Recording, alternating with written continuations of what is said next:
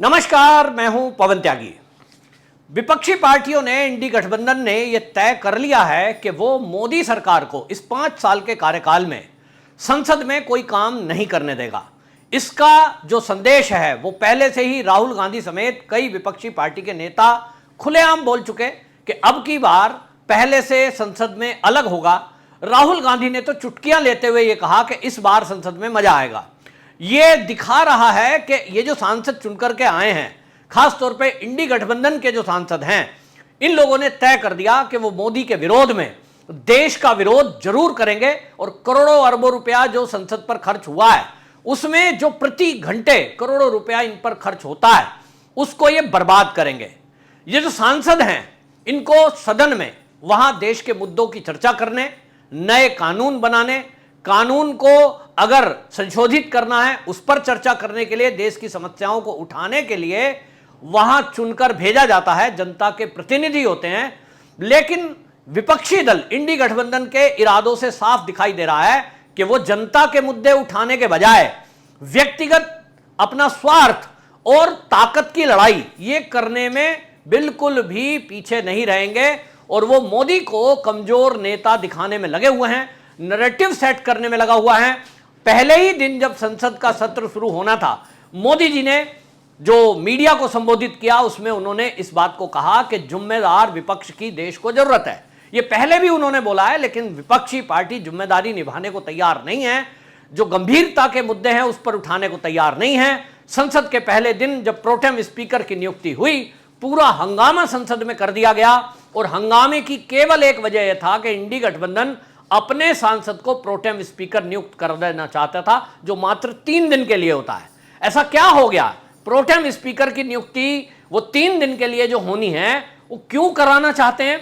उसके पीछे कुछ लोग ये कह रहे हैं कि ये जो विपक्षी पार्टी के नेता हैं, इनकी सोच ये है कि जिस दिन लोकसभा स्पीकर का चुनाव 26 जून को होगा, ये उस दिन कुछ सांसदों को अपने पक्ष में वोट करने के लिए अपने पक्ष में कर सकते हैं, गड़बड़ी कर सकते हैं। और ऐसे में हंगामे के बीच यदि प्रोटेम स्पीकर इनको लगता है कि इनकी पार्टी का होगा तो वो इनका पक्ष लेगा। अब ये भूल रहे हैं कि कोई भी सांसद यदि इस तरह की वोटिंग करता है किसी के पक्ष में, तो भैया स्पीकर का जिस दिन चुनाव होना है उस दिन भी कर देगा, वो आपके पक्ष में तब भी कर देगा। और वो सारे आंकड़े होते हैं, बाकायदा सिग्नेचर मिलाए जाते हैं, उसमें कोई घपला घोटाला नहीं है। लेकिन इनको एक बहाना चाहिए हंगामा करने का। इनको क्योंकि हंगामा करना है। करोड़ों रुपया जो संसद के सत्र जब चलते हैं, एक अनुमान के अनुसार लगभग 1.25 करोड़ रुपया प्रति घंटे प्रतिदिन ये सांसदों के इस सत्र को चलाने में खर्च होता है। लेकिन इन सांसदों को इससे कोई मतलब नहीं है। इनको तो मोदी का विरोध करना है, लेकिन मोदी के विरोध में ये आपके और मेरे टैक्स के पैसे को बर्बाद करने पे तुले हुए हैं। विपक्षी पार्टी मजबूत है, निश्चित रूप से उसको वो मुद्दे उठाने चाहिए कि अगर मोदी सरकार कोई ऐसा कदम उठाए जो देश के हित में ना हो, जो देशवासियों के हित में ना हो, आप उसको उठाइए। विपक्षी पार्टी के नेताओं को लगता है कि वो इस तरह से हंगामा करेंगे तो वो मोदी को कमजोर नेता सिद्ध कर पाएंगे, लेकिन ये आपके और मेरे टैक्स के पैसे की बर्बादी है। विपक्ष को इसलिए चयनित किया जाता है कि वो देश के मुद्दे उठाएं, लेकिन हम विपक्षी पार्टी के नेताओं का जो ये रवैया देख रहे हैं कि उन्होंने कोई ना कोई मुद्दा तय करना है, फिर उस पर हंगामा करना है। प्रोटेम स्पीकर को लेकर के जिस तरह की बातें कही जा रही हैं, किरण रिजिजू ने पहले ही इस पर स्पष्ट कर दिया कि जो सीनियरिटी की बात कांग्रेस नेता, इंडी गठबंधन के नेता बोल रहे हैं कि हमारा जो कैंडिडेट है उसको आपने क्यों नहीं चुना, उसका मैं कारण बता देता हूं। के सुरेश, जिसको ये बोल रहे हैं कि वो सीनियर मोस्ट सांसद हैं, उनके बारे में ये भ्रम फैला रहे हैं। कारण यह है कि किरण रिजिजू ने बताया कि वो 1998 और 2004 8 बार कुल सांसद वो बने हैं, लेकिन लगातार 8 बार नहीं बने। 2004 में और 1998 में 5 साल का कार्यकाल था, 2 बार वो सांसद नहीं रहे और इसलिए उनके बीच में ब्रेक हुआ है। जबकि जो एनडीए ने भर्तृहरि महताब को चुना है, वो लगातार 7 बार सांसद रहे हैं, बीच में कोई ब्रेक नहीं है। तो यह बात समझने की है कि एक लगातार सांसद बनता हुआ आ रहा है। और एक और मैं इस सबसे हटके बात कहता हूं, भाई केंद्र में भारतीय जनता पार्टी एनडीए की सरकार है। जब केंद्र में कांग्रेस की सरकार थी, क्या वो भारतीय जनता पार्टी के किसी प्रत्याशी को, किसी बात को सुनती थी? मुझे तो नहीं लगता। आप कहते हैं साहब हमने तो बनाया था, तुमने बनाया था तो तुम्हारा जब रवैया कुछ और था, और भारतीय जनता पार्टी ने कभी भी इस तरह की बातें नहीं करी कि वो किसी प्रधानमंत्री को नीचा दिखाने के लिए संसद के सत्र को ना चलने दें, वो देश विरोधी एक्टिविटी करने वालों के पक्ष में माहौल बनाए। उन्होंने कभी नहीं करा कि संसद के सत्र को अनावश्यक रूप से बर्बाद किया जाए। तो विपक्षी पार्टी के नेता हल्ला कर रहे हैं। इस पर आपको बता दूं, नरेंद्र मोदी जी संसद सत्र में जब आए तो उन्होंने मीडिया को संबोधित किया, और उन्होंने जो बातें बोली ये देश को भी समझने की आवश्यकता है, इंडी गठबंधन के नेताओं को भी समझने की आवश्यकता है। उन्होंने कहा 18वीं लोकसभा की शुरुआत में हम संकल्प करेंगे कि फिर से कोई 25 जून ना हो। 25 जून वो घटना है जब 1975 में इंदिरा गांधी ने इस देश में इमरजेंसी लगाई थी, और इमरजेंसी हमारे संविधान में नहीं लिखा, ये इमरजेंसी लगाई, और पूरे जो विपक्षी पार्टी के नेता थे, जयप्रकाश नारायण से लेकर इसमें लालू प्रसाद यादव भी जेल में गए, और बड़े बड़े सीनियर लीडर अटल बिहारी वाजपेयी, अडवाणी जी, इन सबको जेल के अंदर डाल दिया गया था। राष्ट्रीय स्वयंसेवक संघ के स्वयंसेवकों को इतना प्रताड़ित किया गया था, पुराने स्वयंसेवक बताते हैं कि जेलों के अंदर ठूंस दिया, और उनसे दूसरे स्वयंसेवकों का नाम पूछते थे, पता पूछते थे, ना बताने पर उनके नाखून तक नोचे गए, उनको टॉर्चर किया गया, क्योंकि इनको एक सूत्री तुष्टीकरण का कार्यक्रम चलाना था। इंदिरा गांधी का वो जो दिन था, वो जो भयावह दृश्य था, उसको हालांकि हम लोग नहीं जानते, क्योंकि बहुत सारी जो आज की पीढ़ी है वो तो जानती ही नहीं कि 1975 में हुआ क्या था, इंदिरा गांधी ने किया क्या था। आयरन लेडी के नाम से प्रसिद्ध कर दिया गया, उतना ही लोग जानते हैं। मैं तो ये कहता हूं कि भारतीय जनता पार्टी का जो आईटी सेल है उस पर हमेशा सवाल उठते हैं। भाई मोदी जी ने एक संदेश दे दिया, मीडिया में बोल दिया। मोदी जी खुद कहते हैं कि इस देश का 60% युवा, इस देश का युवा है 60%। उस युवा को पता ही नहीं कि इमरजेंसी क्यों, किसने, कब, कैसे लगाई, उस समय जो अत्याचार हुए वो क्या क्या हुए। तानाशाह किसको कहते हैं? मोदी जी को, यह आज के युवाओं को पता है, लेकिन तानाशाह की डेफिनेशन में कौन प्रधानमंत्री या नेता आता है ये नहीं जानते। इंदिरा गांधी के बारे में यदि ज्ञान हो और इमरजेंसी की चीजें लोगों को बताई जाए, निश्चित रूप से लोग कहेंगे उनकी तुलना में मोदी जी तो साधु हैं।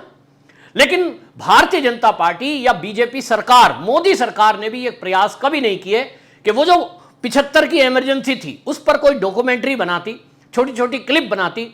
आज सोशल मीडिया का जमाना है, इंस्टाग्राम, फेसबुक और यूट्यूब पर छोटी छोटी 2-2, 5-5 मिनट की वीडियोस डाली जाती, और वो सरकार का जो सूचना तंत्र विभाग है, सूचना प्रसारण मंत्रालय, वो किस काम का है? दूरदर्शन पर न्यूज देता है। दूरदर्शन देखते कितने लोग हैं? इस देश का युवा आज मोबाइल ले रहा है, उसके पास ये जानकारी नहीं है कि 1975 में इमरजेंसी में इंदिरा गांधी ने क्या किया था।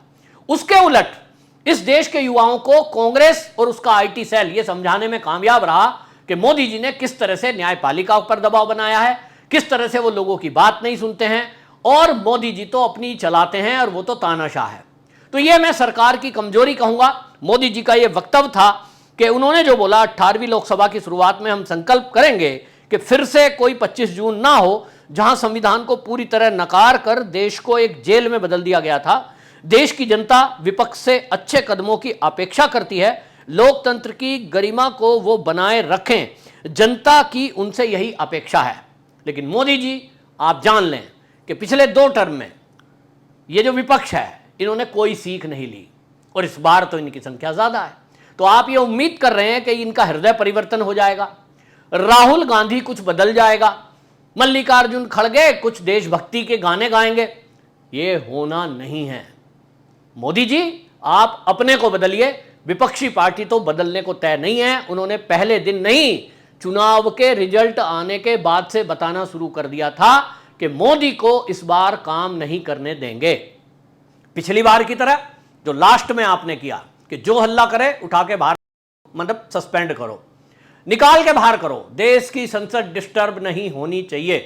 20,000 करोड़ रुपया एक्स्ट्रा जो ये सेंट्रल विस्टा में खर्च हुआ है, संसद में करोड़ों रुपए जो खर्च हुए हैं, वो हम लोगों ने, देश की जनता ने हल्ला गुल्ला, शोर शराबा, एक क्लासरूम जैसा माहौल देखने के लिए पैसे हमने नहीं दिए टैक्स के। ये सरकार का पैसा, ये आम जनता का पैसा है। इस संसद के अंदर बैठकर तमीज के साथ, कानून के साथ डिबेट करिए, देश के मुद्दे तय करिए। अगर विपक्षी पार्टियां शोर शराबा हल्ला गुल्ला करती हैं, डिस्टरबेंस करती हैं। कानून बनाइए अगर जरूरत पड़े और इनको सस्पेंड करके बाहर करिए। डिबेट शानदार होनी चाहिए, जानदार होनी चाहिए और सरकार को घेरना भी विपक्ष को चाहिए, उसका धर्म है। लेकिन इसका मतलब यह नहीं कि आप बच्चों की तरह शोर मचाएंगे। कोई भी कानून बन रहा है, उस पर वहां डिबेट हो रही है या कोई प्रस्ताव रखा जा रहा है, आप सुनेंगे नहीं, वॉकआउट कर देंगे। इन चीजों से देश की जनता बोर हो चुकी है। लेकिन मोदी जी, आपके लेक्चर का कोई ख्याल, कोई ध्यान विपक्षी पार्टी को जाएगा नहीं। 75 की जो बात आपने मीडिया से की, उस 75 को देश में ज्यादातर लोग जानते नहीं। और जो 75 के पहले के जन्मे हैं, 1975 में जिनकी आयु 20 साल से ऊपर थी, शायद वो पुराने लोग जानते हैं, उनको थोड़ा थोड़ा पता है। वो उतना बड़ा वोटर है ही नहीं, उसको देश की चीजों से पता नहीं है। मुझे नहीं पता मोदी जी किसको समझा रहे थे, लेकिन इतना तय है, विपक्षी पार्टियों ने तय कर लिया कि वो हल्ला करेंगे। और प्रोटेम स्पीकर को लेकर जिस तरह से वो हल्ला कर रहे हैं, आपको बता दूं कि भर्तृहरि मेहताब एनडीए के हैं। इसके अलावा इसको पीठासीन अधिकारियों की एक समिति बनाई गई थी 5 सदस्य की। उसमें 2 भारतीय जनता पार्टी के सांसदों को रखा गया था और 3 इंडी गठबंधन के सांसदों को रखा गया था। पहला दिन था, उनको शपथ लेनी थी, लेकिन उन्होंने उसका भी बहिष्कार किया। के सुरेश कांग्रेस के सांसद थे, सुदीप बंदोपाध्याय टीएमसी के सांसद थे और टीआर बालू द्रमुक के सांसद थे। लेकिन जैसे ही आज वहां सबसे पहले मोदी जी ने शपथ ली और उसके बाद प्रोटेम स्पीकर की नियुक्ति के लिए जब नियुक्त नाम घोषित हुआ, उसके बाद ये जो समिति थी, ये समिति में जैसे ही नाम टीएमसी के सुदीप बंदोपाध्याय का घोषित हुआ कि आइए आप भी शपथ ग्रहण करिए, उन्होंने उस समिति में आने से मना कर दिया, उसका बहिष्कार कर दिया। अब बीजेपी को सोचना है कि वो ये जो इंडी गठबंधन है, इनकी संतुष्टि में लगे रहेंगे या अपना काम करेंगे। मैं तो कहता हूं जरूरत क्या है, जो शपथ नहीं ले रहा नाम हटाओ, जो आने को तैयार है, सहयोग करने को तैयार है, उसको अपने साथ लो। लेकिन इस बात से इतना तय है कि 5 साल मोदी के कठिन होने वाले हैं और ये आप और मेरा करोड़ों रुपया जो टैक्स पेयर का है वो बर्बाद होने वाला है यदि इसमें परिवर्तन नहीं किया गया, कोई ऐसा कानून नहीं लाया गया कि सांसद यदि संसद में काम नहीं करते हैं तो इनके भी भत्ते इनको ना दिए जाएं। जैसे कि कोई कर्मचारी अगर नौकरी पे जाता है और वहां काम ना करे, हल्ला हंगामा करे, तो उसको तो सस्पेंड भी कर दिया जाएगा, सैलरी भी नहीं दी जाएगी, भत्ते भी नहीं दिए जाएंगे। सांसदों को ये भत्ते क्यों दिए जाते हैं, इस पर एक बहुत बड़ा सवाल है। जो वहां बैठकर काम करे, डिबेट में रहे, पूरे समय रहे, केवल उसी को पूरे भत्ते मिलने चाहिए। मेरी तो राय है, आपकी क्या राय है यह आप अपने कमेंट बॉक्स में जरूर लिखें। दूसरा, मैं इस वीडियो के माध्यम से कहना चाहता हूं कि विपक्षी पार्टी जिस तरह का रवैया अपनाए हुए हैं, उन्होंने सोच लिया है, इतना अहंकार उनके अंदर आ गया कि इस बार तो बीजेपी के पास कम और हमारे पास ज्यादा सांसद है। तो भाई, इस जो आपके पास शक्ति है इसको क्रिएटिव काम में लगाइए। आप मोदी को घेरने के लिए और बहुत से तरीके हैं, लेकिन संसद पॉलिटिक्स का एक स्थान नहीं है, वो देश के हित के लिए निर्णय लेने का स्थान है।